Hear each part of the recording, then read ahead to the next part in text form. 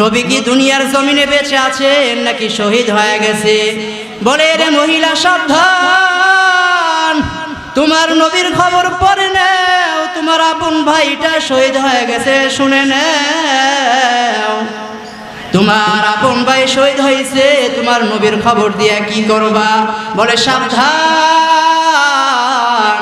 আমি আমার ভাইয়ের চাইতে মুহাব্বত আমার নবীকে বেশি করি। আমার নবীর খবর যদি পাও তাহলে দাও। বলে তোমার নবীর খবর এখন যাওয়া যাবে না, সাবধান। এবার আনসারী মহিলা সামনে আগাইতেছে, আর আগাইয়া বলে আমার নবী কোথায়? বলে তোমার নবীর খবর পড়ে নাও, তোমার বাবাটাও ইন্তেকাল হয়ে গেছে। আমি আমার বাবার চাইতে মুহাব্বত বেশি আমার আল্লাহর নবীকে করি, সুতরাং আল্লাহর নবীর খবর আমাকে দিয়ে দাও। বলে না না, তোমার বাবার খবর দেওয়া যাবে না, তোমার নবী শহীদ হয়ে গেছে। এই কথা যখন শুনছে, এবার হাহুতাশ হইয়া তালাশ করে আমার নবী কই। আল্লাহর এক সাহাবী বেলাল রাদিয়াল্লাহু তাআলা আনহু মদিনার মসজিদে আযান দেয়, হাইয়া আলাস সালাহ হাইয়া আলাল ফালাহ বলে আযান দেয়। হঠাৎ করে কানে এসে গেছে মদিনাওয়ালা নবী নাই। মদিনাওয়ালা নবী যদি জমিনে না থাকে তাহলে আমার আযান দিয়ে কোনো লাভ নাই। আলহামদুলিল্লাহ আলহামদুলিল্লাহি ওয়া কাফা ওয়া সালামুন আলা ইবাদিহিল্লাযীনা ইসতাফা। আম্মা বা'দু ফাআউযু বিল্লাহি মিনাশ শাইতানির রাজীম। বিসমিল্লাহির রাহমানির রাহিম। وما أرسلناك إلا رحمة للعالمين. وقال النبي صلى الله عليه وسلم لا يؤمن أحدكم حتى أكون أحب إليه من والده وولده والناس أجمعين، أو كما قال عليه الصلاة والسلام. صدق الله مولانا العظيم وصدق رسوله النبي الكريم، ونحن على ذلك من الشاهدين والشاكرين والذاكرين والحمد لله رب العالمين. الحمد لله। ইত্তেহাদুল ওয়াজিনাস শাবাব বাংলাদেশ কর্তৃক আয়োজিত তৃতীয় বার্ষিক ইসলামী মহাসম্মেলনের আজ 13 সেপ্টেম্বর 2024 মহতি মাহফিলের সম্মানিত সভাপতি, প্রধান অতিথি ও বিশেষ অতিথিবৃন্দ সকলের প্রতি শ্রদ্ধা রেখে সামনে এগোনোর চেষ্টা করছি। আল্লাহ রাব্বুল আলামিন আয়াতের মধ্যে বলেন, ওয়ামা আরসালনাকা ইল্লা রাহমাতাল লিল আলামিন। হে পৃথিবীর মানুষ, তোমাদের জন্য আমি আল্লাহ তোমাদের নবী মুহাম্মদকে রহমত স্বরূপ বানিয়ে পাঠিয়েছি। আল্লাহ রাসূল সাল্লাল্লাহু আলাইহি ওয়াসাল্লাম বলেন, লা ইউমিনু আহাদুকুম হাত্তা আকুনা আহাব্বা ইলাইহি মিন ওয়ালিদিহি ওয়া ওয়ালাদিহি ওয়ান নাসি আজমাইন। তোমরা ততক্ষণ পর্যন্ত প্রকৃত মুমিন হতে পারবে না যতক্ষণ পর্যন্ত তোমাদের জান মাল পিতামাতা এবং সন্তান সন্ততি থেকে বেশি মহাব্বত আমি নবীকে না করবা। সকলের চাইতে মহাব্বত করতে হবে আল্লাহর নবীকে, আর যদি করা না যায় তাহলে প্রকৃত মুমিনই হওয়া যাবে না। এই জন্য সাহাবায়ে কেরাম অত্যন্ত বেশি মহাব্বত করেছেন, তাবেঈনগণ মহাব্বত করছেন, তাবেঈনরাও মহাব্বত করেছেন। উম্মতে মুহাম্মদী যারা আছে আমাদের জন্য নবী হলো রহমত।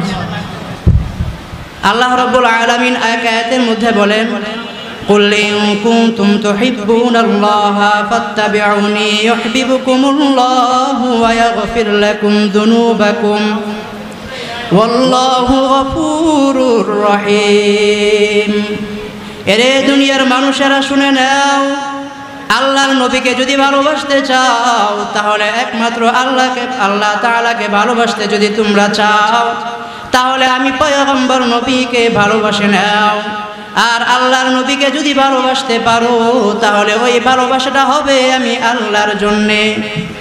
আর আল্লাহ তাআলাকে ভালোবাসা যদি যায়, আল্লাহ বলে বান্দা তোমার জিন্দেগীর যত গুনাহ আছে সব গুনাহ আমি মাফ করে দেব। কারণ আল্লাহ হলেন গফুরুর রহিম, অতি দয়ালু আল্লাহ। আল্লাহর নবী সাহাবায়ে কেরাম কি পরিমাণ ভালোবেসেছেন।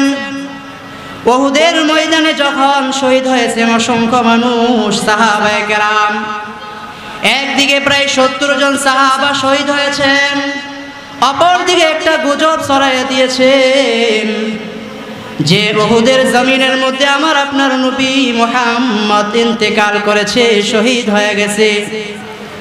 এই খবরটা যখন গুজবটা ছড়িয়ে গেছে, মদিনার অলিগলিতে যত মানুষ সব পাগল পারা হয়ে গেছে। সবাই পাগল পারা হয়ে বলে আমার নবী কই, নবীর কি হালাত, এই গজব কি সত্য না মিথ্যা, নবী বিদায় হয়ে গেছে।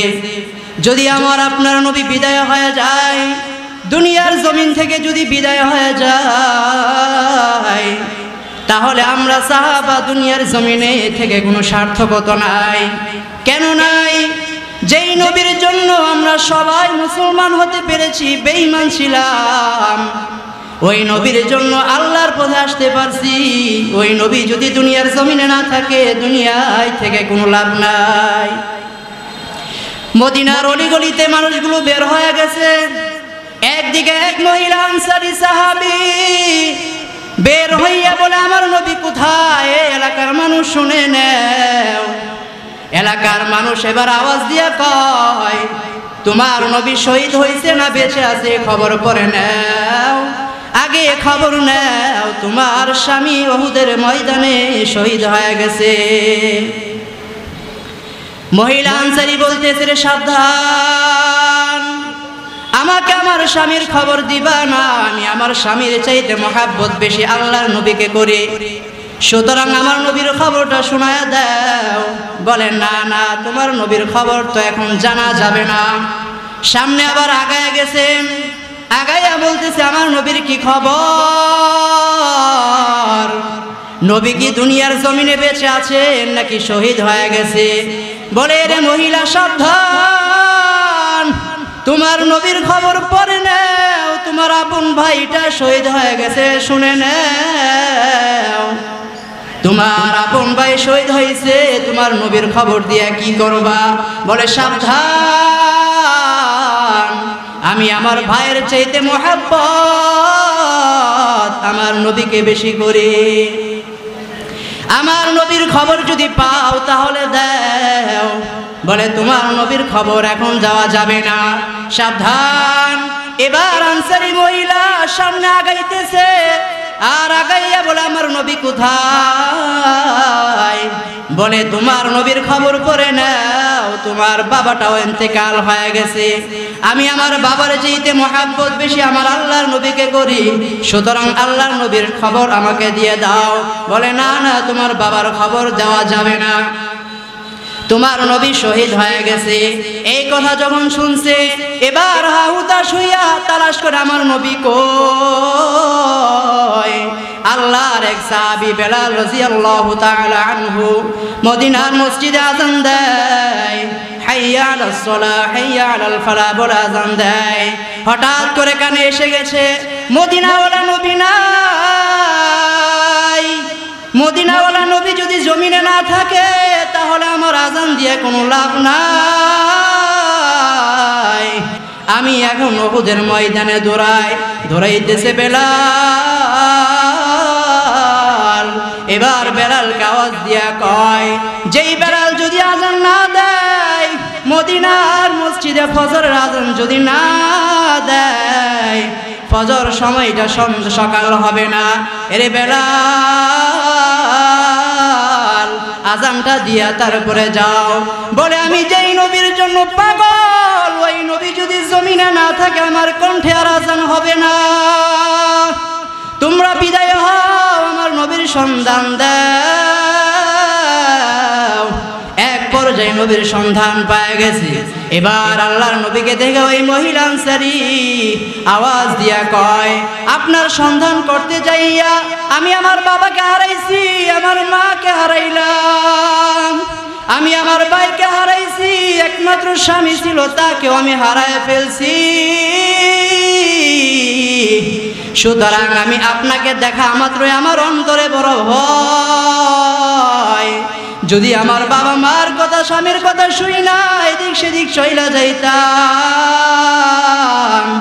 তাহলে আমি কিয়ামতে কি জবাব দিতাম? আমি তো আপনাকে অনেক বেশি মহব্বত করি। এই জন্য এবার নবী করিম সাল্লাল্লাহু আলাইহি ওয়াসাল্লাম বলেন, এরে যুবকেরা, এ এলাকার মানুষ শুনে নাও, মান আহাব্বা সুন্নতি ফাকাদ আহাব্বানি ওয়া মান কানা মাই ফিল জান্নাহ। যেই বান্দা আল্লাহ তাআলাকে, আল্লাহর নবীর সুন্নতকে অনুসরণ করবে, আল্লাহর নবীর সুন্নতকে আপন করে নেবে, ওই বান্দার জন্য আল্লাহর নবী সুসংবাদ দেয়, কানা মাই ফিল জান্নাহ। এরে মানুষেরা, যদি আমার সুন্নতকে আপন করে নাও, তাহলে আপন করার কারণে তুমি আমার সাথে জান্নাতে চলে যাইবা। এই জন্য কে কে আল্লাহর নবীর সুন্নতকে আপন কইরা, নবীর আদর্শকে গলায় জড়াইয়া কে কে রাজি আছে আল্লাহর নবীর আদর্শ মানতে?